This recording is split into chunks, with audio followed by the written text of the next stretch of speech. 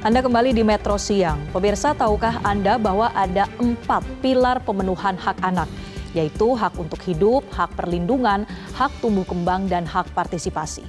Tapi sayangnya kondisi sosial masyarakat kerap membuat tidak semua anak bisa mendapatkan hak-hak tersebut dan terpaksa harus dititipkan di lembaga kesejahteraan sosial seperti di panti asuhan.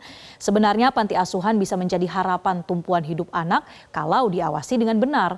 Namun kasus kriminal akhir-akhir ini membuat kita bertanya, sudahkah perlindungan anak di panti asuhan mendapatkan perhatian serius atau justru kondisinya kini sudah darurat? Kita akan bahas lengkapnya dalam data dan fakta berikut ini, pemirsa. Kita berangkat dari salah satu kasus kekerasan seksual yang terjadi pada anak. Baru-baru ini terungkap di sebuah panti asuhan bernama Darussalam An-Nur, berlokasi di Kota Tangerang, Banten. Sejauh ini polisi sudah menetapkan ada 3 tersangka pencabulan dalam kasus ini, pemirsa. Mereka adalah atas nama Sudirman, usia 49 tahun, yang merupakan ketua Yayasan Darussalam An-Nur. Kemudian tersangka lainnya ada atas nama Yusuf Bahtiar, 30 tahun, dan Yandi Supriyadi, usia 28 tahun. Mereka adalah pengurus panti atau pengasuh anak-anak di Panti Asuhan Darussalam An-Nur. Satu tersangka yaitu Yandi bahkan kini masih buron, dan mirisnya 2 tersangka yaitu Yandi ini dan juga satunya lagi, pemirsa, Supriyadi ini, mereka adalah yang sebelumnya pernah menjadi korban dan kini mereka menjadi pelaku pelecehan atau kekerasan seksual terhadap anak. Nah, pencabulan ini bertumbuh sebagai perilaku yang menyimpang di lingkungan panti asuhan ini. Adapun para korban dalam kasus ini, pemirsa, polisi mencatat ada 8 orang. 5 diantaranya adalah anak dan 3 lainnya dewasa. Jumlah korban masih berpotensi untuk bertambah seiring dengan semakin banyaknya korban yang berani untuk melaporkan. Nah, faktanya Panti Darussalam An-Nur ini sudah beroperasi, pemirsa, sejak tahun 2006 tanpa izin dari Dinas Sosial Kota Tangerang. Mereka juga diketahui tidak berbadan hukum. Diduga kuat kekerasan seksual pada anak di sana juga sudah terjadi selama hampir 20 tahun panti asuhan ini berdiri. Pelaku beraksi dengan kerap menawarkan uang ke anak asuh. Jadi modusnya adalah menawari uang, mengiming-imingi hadiah begitu, agar korban ini dapat melakukan apa yang diminta oleh pelaku. Nah, menurut keterangan dari masyarakat setempat, pelaku ini nampak berkarakter religius sebetulnya. Tidak ada tanda-tanda awal yang mencurigakan, baik itu yang dilihat oleh orang tua atau oleh warga sekitar, sehingga kemudian tidak terdeteksi sejak awal panti asuhan ini berdiri. Kemudian, pemirsa, polisi akhirnya menetapkan kasus ini sebagai kasus pencabulan terhadap anak. Tapi yang juga perlu menjadi perhatian adalah adanya dugaan eksploitasi anak dan juga bahkan sampai TPPO atau tindak pidana perdagangan orang.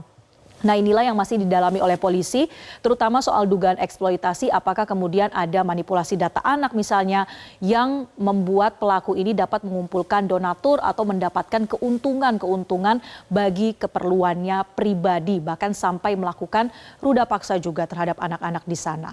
Ini tentunya menjadi suatu alarm atau peringatan bagi kita, pemirsa, bagaimana sebetulnya pengawasan di lembaga sosial seperti panti asuhan untuk anak yatim dan juga anak piatu. Pemerintah sebetulnya sudah menetapkan ada standar akreditasi dan juga syarat perizinan bagi lembaga kesejahteraan sosial atau LKS yang di dalamnya termasuk panti asuhan. Menteri Sosial Saifullah Yusuf baru-baru ini mengungkapkan ada data jumlah LKS di Indonesia. Total sampai saat ini ada 16.254 lembaga kesejahteraan sosial atau LKS termasuk di dalamnya panti asuhan, dan yang terakreditasi ini ada sebanyak 12.738 LKS. Tapi di antaranya ini masih ada juga yang tidak terakreditasi, pemirsa, atau tidak memenuhi standar tertentu. Ada sebanyak 872 LKS.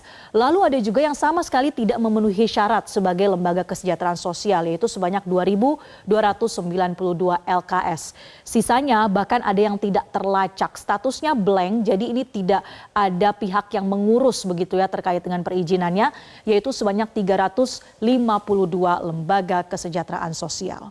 Lalu apa tindak lanjut pemerintah dari temuan-temuan ini, bahkan dari kasus-kasus kriminal yang baru saja terjadi?